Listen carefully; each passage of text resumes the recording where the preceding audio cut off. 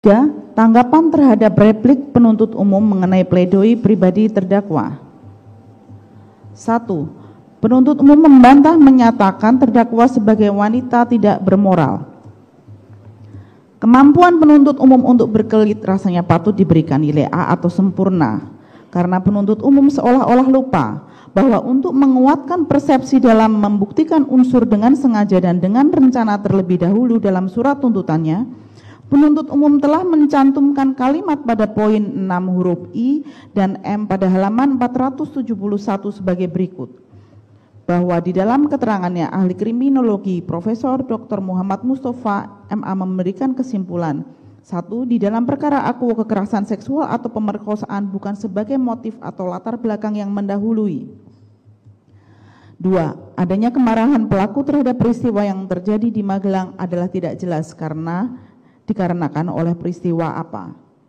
Hal tersebut dikuatkan dengan adanya hasil pemeriksaan poligraf menerangkan bahwa jawaban terdakwa Putri Chandrawati yang mengatakan ia tidak berselingkuh dengan korban Nofriansah Yosua Huta Barat adalah berbohong dengan hasil pemeriksaan -25.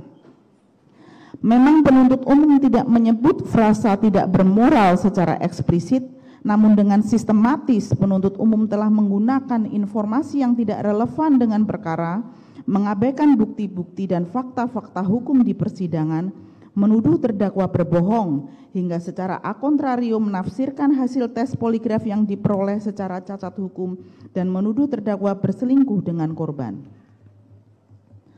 Padahal di persidangan secara terang telah terbukti pelaksanaan tes poligraf dilakukan secara melawan hukum karena bertentangan dengan peraturan Kapolri nomor 10 tahun 2009. Penuntut umum yang profesional seharusnya sangat memahami bahwa bukti yang diperoleh secara tidak sah tidak punya nilai pembuktian secara hukum. Demikian juga dengan keterangan dari ahli kriminologi Profesor Dr. Muhammad Mustafa adalah keterangan yang tidak kredibel secara hukum karena ahli menyatakan hanya mendapat informasi parsial berdasarkan kronologi singkat versi penyidik yang disusun dari kesaksian saksi Richard Eliezer Pudihang Lumiu semata dan mengakui tidak membaca berkas perkara.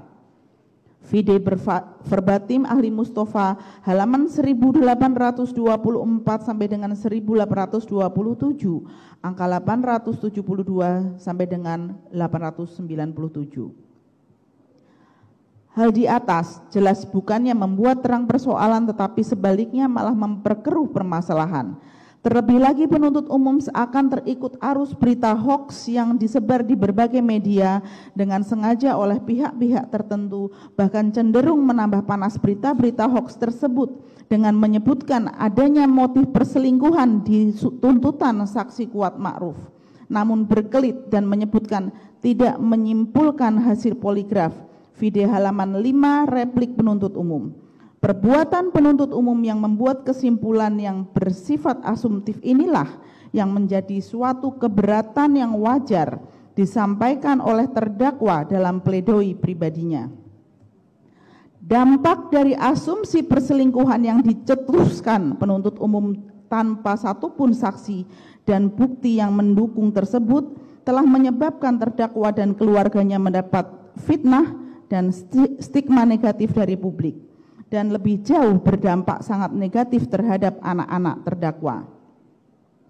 Padahal sejatinya setiap pihak yang terlibat dalam persidangan yang terbuka ini, termasuk penuntut umum, mengetahui dengan pasti hal tersebut tidak pernah terbukti dalam fakta persidangan, bahwa istilah dalam tanda kutip bumbu-bumbu dalam tuntutan yang kemudian diungkapkan oleh Jaksa Agung Muda Pidana Umum dalam konferensi persnya tanggal 19 Januari 2023 dan dimuat dalam berbagai media menyatakan bahwa isu atau asumsi perselingkuhan yang dicetuskan penuntut umum adalah untuk menghargai keterangan ahli poligraf yang jelas tidak kompeten dan tidak valid dalam melakukan prosedur pemeriksaan.